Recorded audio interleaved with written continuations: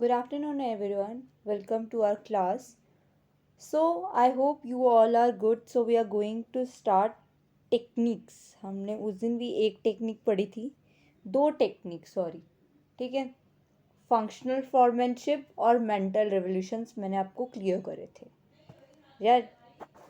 वो आपको क्लियर होगी. मैंने आपको फंक्शनल फॉर्मेनशिप और मेंटल रेवोल्यूशंस पढ़ाया था, ठीक है.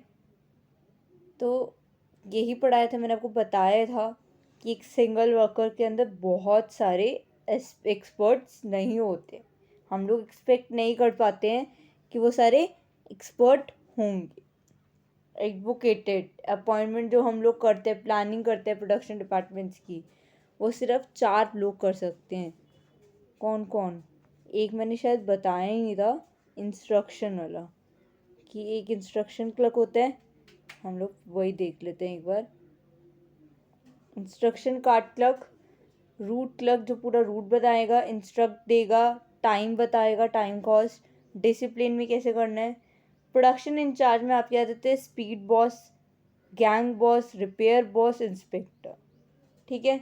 तो सारी की सारी मैंने आपको ये सारी टर्म्स क्लियर करी थी कि कौन रिपेयर बॉस होता है, इंस्पेक्टर जो क्वालिटी ऑफ वर्क बताता है, प्रॉपर वर्किंग कंडीशंस कैसी है, टूल्स और मशीन कैसे काम कर रही हैं, रेडी है वो काम करने के लिए मशीन्स और टूल्स, रिस्पॉन्सिबल है कि हाँ हम अपना काम कंप्लीट कर लेंगे, अपना जॉब कंप्लीट कर लेंगे, ठीक है. डिसिप्लिन डिसिप्लिन होना चाहिए वर्कर्स में.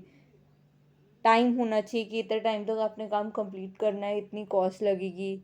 रूट होना चाहिए, इंस्ट्रक्शंस कैसे हैं, ये सब. मेंटल रेवोल्यूशन में मैंने आपको बहुत अच्छे से क्लियर करा था वर्कर और मैनेज का कैसे रिलेशनशिप होना चाहिए, ठीक है, और वो कंपल्सरी है, ठीक है. नेक्स्ट पे आते हैं. आज हम पढ़ेंगे standardisation and simplification of work, ठीक है.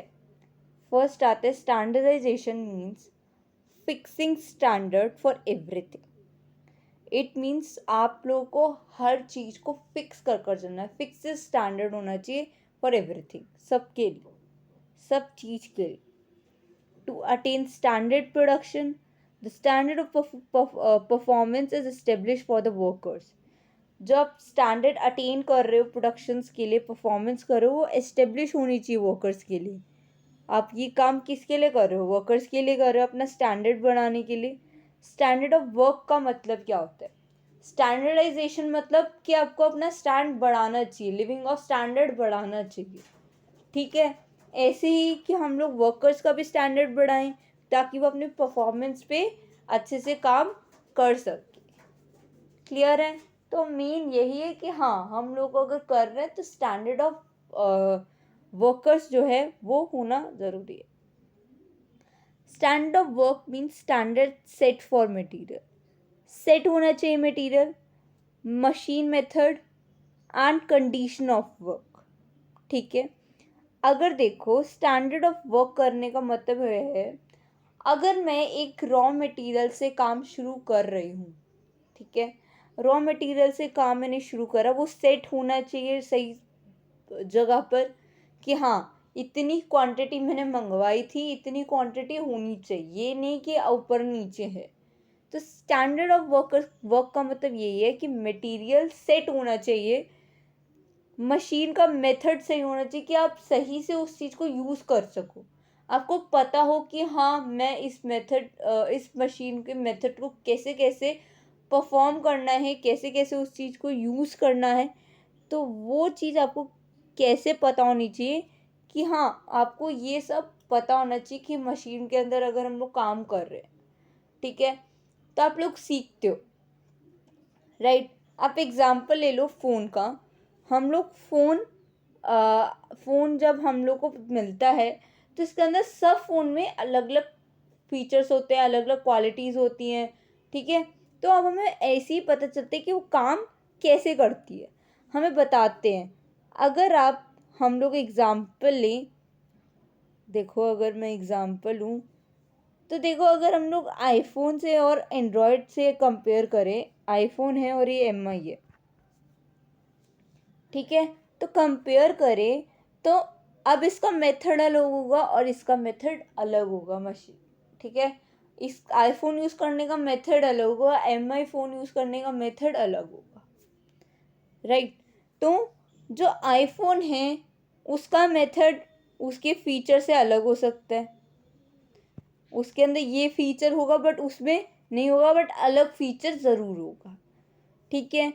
अब इंस्टाग्राम है तो उसके अंदर क्या क्या क्वालिटीज़ हैं वो आईफोन में अलग पता चलेंगी, एमआई में अलग पता चलेंगी, ठीक है। ये नहीं, बट सिमिलैरिटीज़ यही होती हैं कि बट कुछ चेंजेस उसमें होते हैं, उसके अंदर कुछ क्वालिटीज़ आ जाती हैं, ठीक है, और इसके अंदर भी कुछ क्वालिटीज़ आ जाती हैं अलग अलग।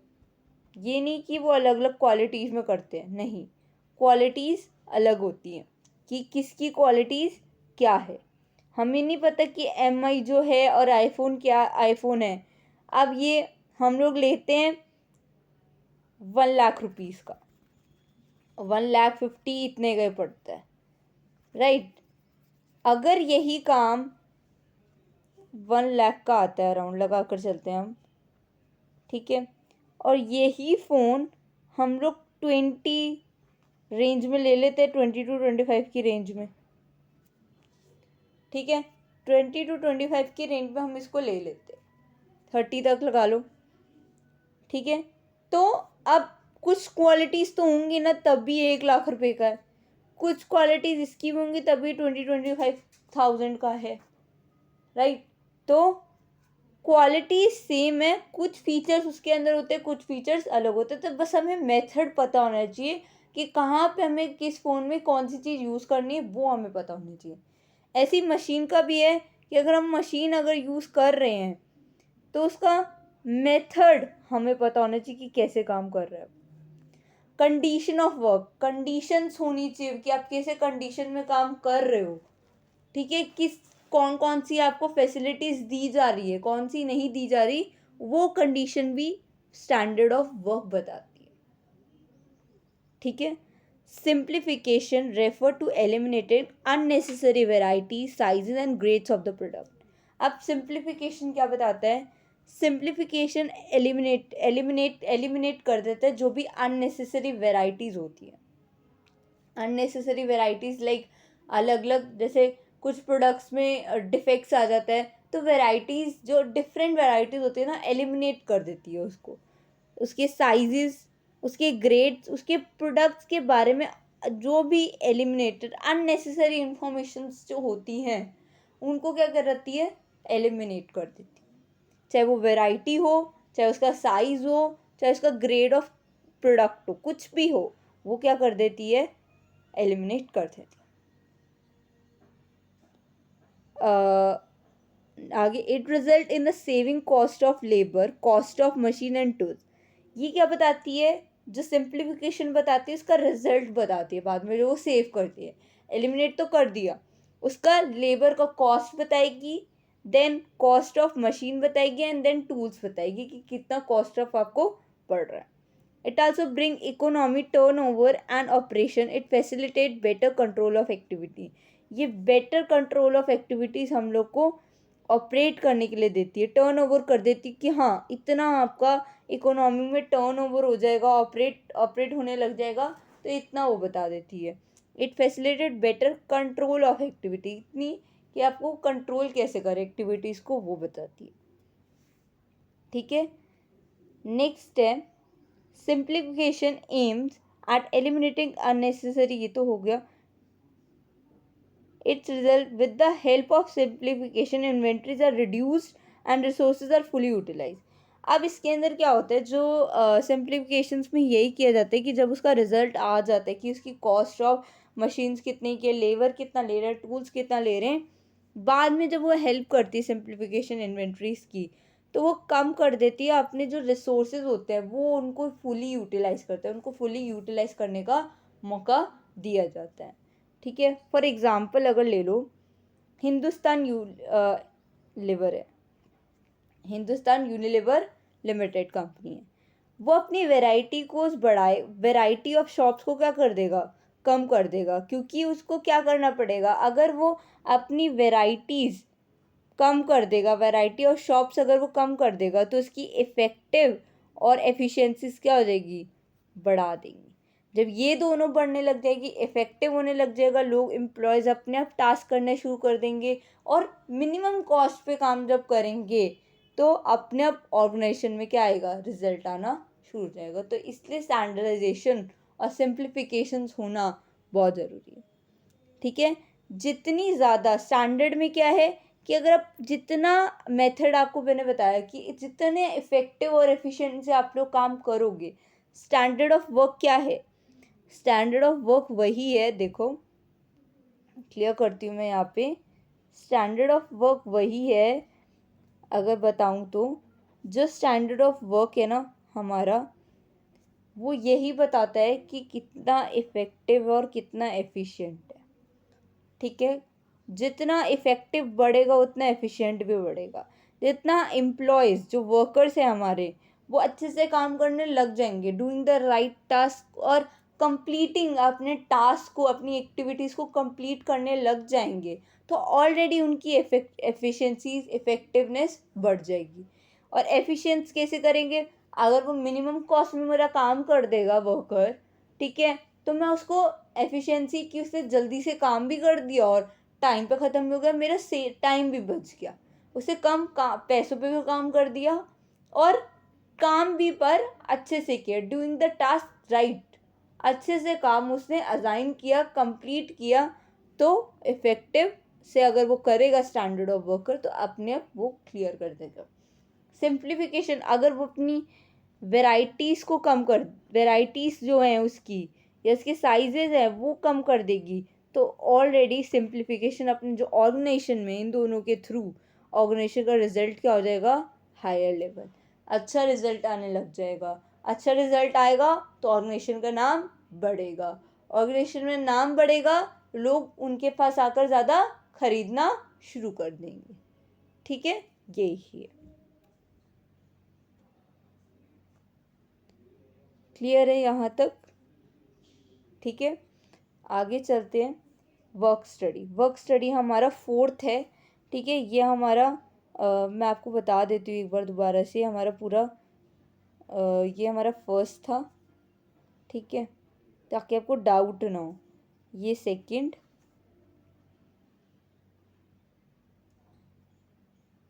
ये आपका थर्ड, ये आपका फोर्थ। फोर्थ के भी 4 पार्ट्स है। ठीक है, 2 आज कराऊंगी, 2 कल कराऊंगी। ठीक है, और एक और रह जाएगा मे बी, एक फिफ्थ रह जाएगा डिफरेंशियल वाला, वो मैं आपको कल इसी के साथ ही ख़त्म करवा दूंगी। कल ऑलमोस्ट आपका चैप्टर कंप्लीट हो जाएगा।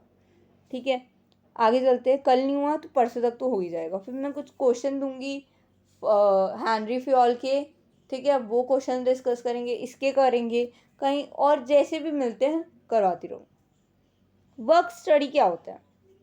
Work study means systematic and critical assessment of all operational function in the organization. अब वर्क स्टडी क्या बताता है कि सिस्टमैटिक है, सिस्टमैटिक फॉर्म में काम करते हैं, एंड क्रिटिकल असेसमेंट जो दिए जाते हैं ताकि वो अपने फंक्शंस को ऑपरेट कर सके अपने ऑर्गेनाइजेशन में। जब वो सिस्टमेटिकली अपने क्रिटिकल असेसमेंट्स को कंप्लीट करने लग जाएंगे, सिस्टम से काम करने लग जाएंगे, क्रिटिकल असेसमेंट जो दिए जाते हैं वो करने लग जाएंगे, ऑलरेडी जो अब फंक्शंस हैं, ऑपरेशनल फंक्शंस, वो ऑलरेडी ऑर्गेनाइजेशन में शुरू हो जाएंगे। The main objective of work studies is to improve efficiency by making optimum utilization of resources. जो मेन ऑब्जेक्टिव है वर्क स्टडी का, वो क्या करता है, इम्प्रूव करता है। इम्प्रूव क्या करता है, अपनी एफिशिएंसी को इम्प्रूव करेगा, साथ साथ वो ऑप्टिमम यूटिलाइज भी करेगा, अपने रिसोर्सेज को। वो अपने आप ही हमारा वर्क स्टडी का मेथड जो है ऑलरेडी इम्प्रूव होता रहेगा। एफिशिएंसी इम्प्रूव होगी, साथ साथ हम लोग अपने रिसोर्सेज को भी यूटिलाइज करना शुरू कर देंगे। Taylor believe that efficiencies can be increase endlessly. तो ये टेलर क्या बिलीव करते हैं, जब हमारी एफिशिएंसीज इंक्रीज हो जाती है efficiencies believe that efficiencies can be increase endlessly. जो एंडलेसली इंक्रीज होना शुरू कर देती है, तो he advise work studies to improve efficiency. अगर एफिशिएंसीज आपकी इम्प्रूव हो रही है तो ऑलरेडी आप अपना जो एडवाइस दी गई है वो इम्प्रूव होती रहेगी एफिशिएंसी की।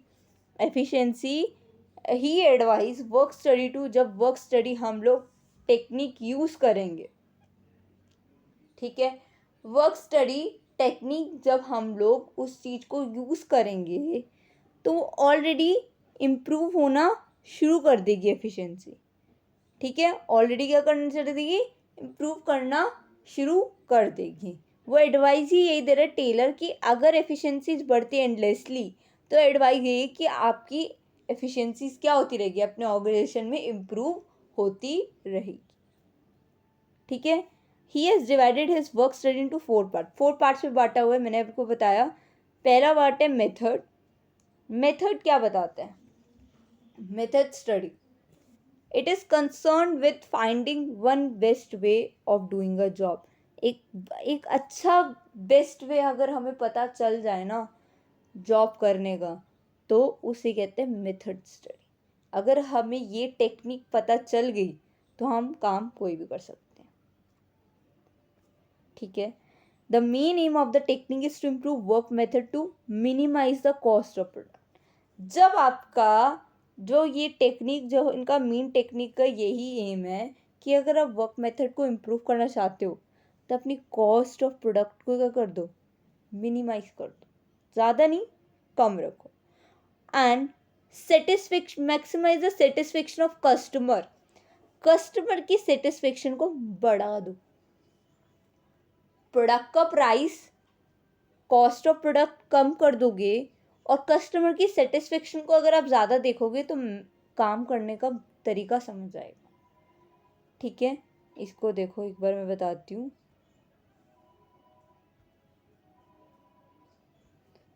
देखो, अगर ये आप लोगों ने इको में भी पढ़ा होगा 11th क्लास में, ठीक है, अगर हम लोग प्राइस को कम कर देते थे तो डिमांड क्या हो जाती थी, ज़्यादा, राइट। अब डिमांड तो ज़्यादा हो गई, प्राइस क्या हो गया, कम हो गया। किस बेसिस पे? क्योंकि हम लोगों ने ध्यान दिया कि हमारी जो कस्टमर सेटिस्फेक्शन है, हमें उनकी नीड्स फुलफिल करनी, हमें अपनी नीड्स फुलफिल नहीं करनी। हमें पहले कस्टमर को देखने की, कस्टमर क्या चाहता है, कस्टमर की क्या सेटिस्फेक्शन है कि हाँ वो प्रोडक्ट ले ले, हमें उसे पहले सेटिस्फाई करना है। क्लियर है? आप प्राइस कम कर लो, मैक्सिमम कर लो, मिनिमाइज कर लो, मैक्सिमम मिनिमम कर लो अपना प्राइस, मैक्सिमम नहीं। डिमांड इस तभी बढ़ेगी जब आप कस्टमर की सेटिस्फेक्शंस को बढ़ा रहे होंगे।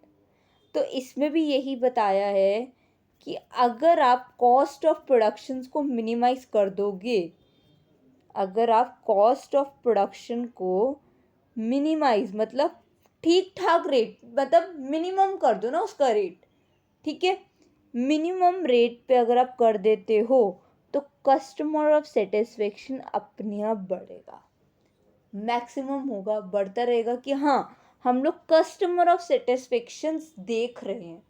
हम लोग कस्टमर ऑफ जो कॉस्ट है प्रोडक्ट की वो कम अगर कर देंगे तो अपने आप कॉस्ट ऑफ जो कस्टमर सेटिस्फेक्शन है, कस्टमर सेटिस्फेक्शन वो लोगों को सेटिस्फाई करेगी कि हाँ कहीं और अगर आप जाओगे, अगर आपके पास ये आ रहे हो और आपने यही रूल टेक्निक यूज़ कर रहे हो तो ऑलरेडी आपकी टेक्निक इम्प्रूव होएगी।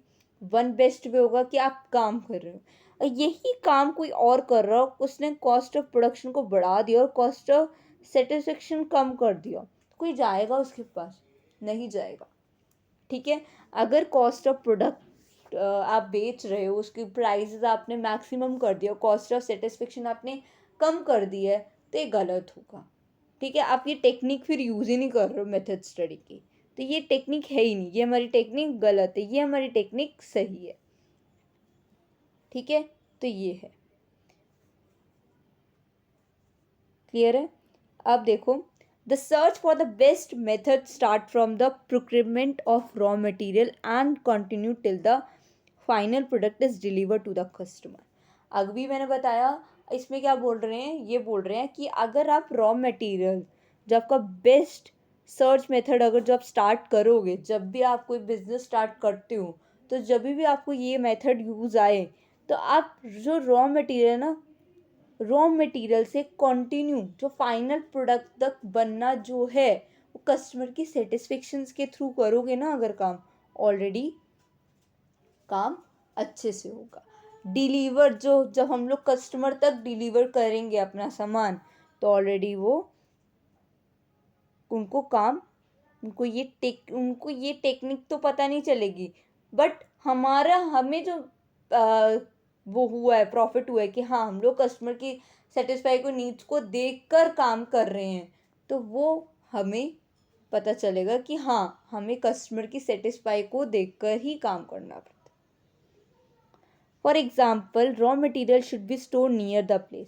अगर आपने रॉ मटेरियल अपना नियर द प्लेस स्टोर करा हुआ है of production to avoid unnecessary wastage of time and money, ठीक है, आप अननेसेसरी वेस्टेज ऑफ टाइम कर रहे हो और मनी में भी ट्रांसपोर्ट लगा रहे हो, transport goods to the place of production इधर से उधर जा रहा है, तो ये गलत है। आप इस पर इतना टाइम वेस्ट मत करो, आप वो काम करो जो आपको कस्टमर के रिलेटेड अच्छा लगे कि हाँ आप कस्टमर के लिए कर रहे हो, ठीक है। आप अपने लिए मत सोचो, आप सोचो कि मैं कस्टमर को सेटिस्फाई करने के लिए ये काम कर रहा हूँ।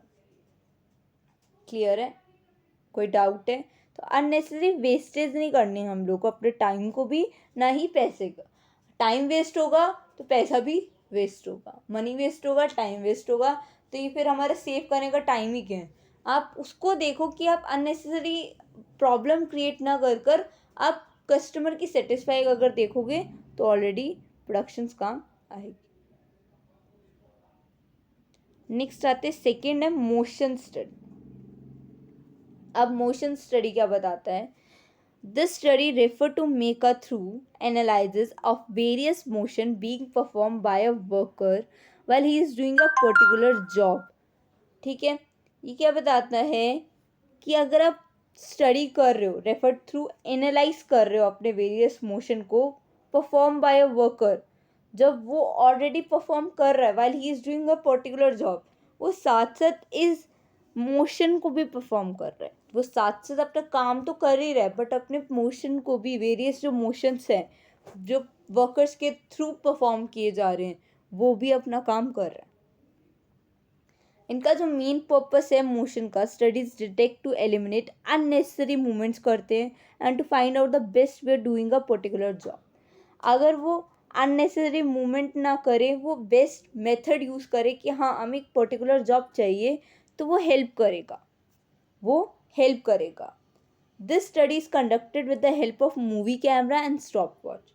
ये जो कंडक्ट करती है, ये जो स्टडी कंडक्ट करती है, क्योंकि ये मूवमेंट हो रही है, इधर से उधर मूवमेंट हो रही है। मोशन मीन्स ही क्या होता है? मूवमेंट होना, ठीक है। क्योंकि ये क्या कर रही है? मूवमेंट कर रही है एक पर्टिकुलर जॉब के लिए, इधर से उधर एक बेस्ट तरीका अगर हम लोग ढूंढ लें, अननेसेसरी मूवमेंट करने से अच्छा है कि आप एक बेस्ट मेथड ढूंढ लो ताकि पर्टिकुलर जॉब पे आप उसके ऊपर फिक्स हो जाओ। ठीक है, यही कंडक्ट करती है कि मूवी कैमरा होता है ना, जो ऐसे ऐसे घूमता रहता है, मूवमेंट करता रहता है, स्टॉप वॉच घूमती रहती है, टाइम को आगे बढ़ाती रहती है, तो यही काम करता है। Taylor experimented with motion study and he prove that the productivity of a worker, अगर वो अपनी प्रोडक्टिविटी ऑफ वर्कर को बढ़ा दे, can be increase extend of about 4 times, अगर वो 4 टाइम्स अपने एक्सटेंड कर दे, just by eliminating wasteful motion, eliminate करेगा। और कौन सी बात है, ये बताता है अगर प्रोडक्टिविटी को हम लोग इंक्रीज कर देते हैं, साथ साथ वो बार बार एक्सटेंड करा जा रहा है, तो ये गलत है। तो आप उसको क्या करोगे? वेस्टफुल समझोगे, अपने टाइम को भी, अपने मोशन को भी जो आपने यूज़ किया। आप उस बेस्ट तरीका ढूंढो जो मोशन, आप मूवमेंट तो करो, इतना भी मूवमेंट मत करो, आप अपने एक फिक्स पोजीशन पर सेट हो जाओ। ठीक है, अगर एक 1 बाय 1 हम लोग ऐसे अपनी पोजीशंस को बढ़ाते रहते हैं कि हाँ यहाँ से इस लेवल पे थे, इस लेवल पे हैं, इस लेवल से थे, इस लेवल पे हमें पहुंचना है। तो हर लेवल पे पहुंच कर हम लोग कहाँ तक पहुंचेंगे उसको हम लोग एक्सप्लेन करेंगे। ठीक है, मोशन के ये एक एक स्टेप मूवमेंट करना 1 by 1 होगा ना ये तो स्टेप। ये तो नहीं कि आप एक ही जगह पे बैठे रहोगे, आप लोअर से स्टार्ट करते हो, लोअर से मिडल में जाओगे, मिडल से टॉप में जाओगे, तो ऐसे ऐसे लेवल वाइज बढ़ता रहेगा, एक मोशन होता रहेगा, प्रमोट आप होते रहो। ठीक है, क्लियर है? Any doubt? ओके, तो आज का यही है हमारा टॉपिक। मैंने आपको टेक्निक्स ये 2 ही करवाए हैं वर्क स्टडी के। ठीक है, 4 थे, इसमें हम लोग ये देखो यहाँ पे मैंने चार्ट पे दिया हुआ है, ये भी हो गया हमारा, और ये हो गया। इसके सिवा 2 रह गए, टाइम स्टडी और फिटीग और टाइम। ठीक है, और कल हम लोग ये भी और इसके जो 2 पार्ट्स रह गए हैं कंप्लीट कर ख़त्म कर देंगे। सिर्फ और सिर्फ, जो ज़्यादा तो है नहीं हमारे पास, ऑलमोस्ट कल यही कोशिश रहेगी कि हम लोग ये चैप्टर ख़त्म करें कि परसों से फिर हम और क्वेश्चन शुरू करें। टाइम नहीं है बिल्कुल भी। ठीक है, अब हम बहुत यही लग रहा है कि हाँ अब स्लो हो गए है, कभी लगता है फास्ट भाग रहे हैं, बट नहीं। ठीक है, कोई नहीं, धीरे धीरे भी चलेंगे, बट रिवाइज करते रहो चैप्टर्स को। मैंने ये कहा था मैं 1-2 को चैप्टर रिवाइज करवाऊँगी, ये नहीं कि अब मैं आपको एक एक कर असेसमेंट दूंगी। ठीक है, हर चैप्टर के। अब ये चैप्टर हो जाएगा ना, इसके थोड़े से क्वेश्चंस आपको दूंगी, वो आप खुद करना। मैं आपको एक पीडीएफ बनाकर लिंक दे दूंगी, उस पर लिंक जाकर अपना पीडीएफ ओपन कर लेना। ठीक है, लिंक ऑलरेडी बन जाएगा। आप अपने आप कोशिश करो कि हाँ पहले कॉन्सेप्ट क्लियर कर लो, कॉन्सेप्ट क्लियर हो जाता है देन आप आगे के क्वेश्चंस अपने आप कर लो। कॉन्सेप्ट क्लियर करने की कोशिश करा करो पहले। ठीक है, फिर जब आपको लिखने की बारी आएगी ना, अपने आप लिख लोगे कि ये टेक्निक है, ये है, हमें ये बताया गया था, तो ऑलरेडी अपने आप हो जाएगा कॉन्सेप्ट। ठीक है, फिर आप हेडिंग्स भी लिख लोगे, सब हेडिंग्स भी लिख लोगे, जो भी पॉइंट्स होंगे वो भी लिख लोगे। ये नहीं कि आप ढंग से मत करो, आप अच्छे से पेपर कर आओगे, आई नो, बट जब भी पेपर होगा उसको आराम से करना, कोई जल्दबाजी नहीं। अभी तो बहुत टाइम है, अभी शुरुआत हुई है। ठीक है, अभी तो आपकी स्टार्टिंग है, अभी अप्रैल, बट स्टार्टिंग से पढ़ना शुरू कर दोगे तो आने वाले टाइम पर आपको कोई प्रॉब्लम नहीं होगी। ठीक है, अभी मैंने जैसे चैप्टर 2 कंप्लीट करवा दिया है, होने वाला है। अब मैं इसी की रिवीजन कराऊंगी, जल्दी नहीं भागूंगी। पहले हम इन दोनों चैप्टर को अच्छे से पढ़ लेंगे, अपने आप हमारे सारे कॉन्सेप्ट क्लियर हो जाएंगे कि हाँ हमारे 2 चैप्टर तो क्लियर हैं, आगे वाले चैप्टर्स भी और क्लियर हो जाएंगे। ऐसी अब मैं ये ख़त्म करवा कर आपको असेसमेंट देती रहूँगी, और जो भी आपके कॉन्सेप्ट्स होंगे वो मैं क्लियर करती रहूँगी प्लीज़। ठीक है, तो आज की क्लास हम लोग यहीं तक ओवर करते हैं, और फिर हम लोग next we will meet tomorrow. Okay, thank you.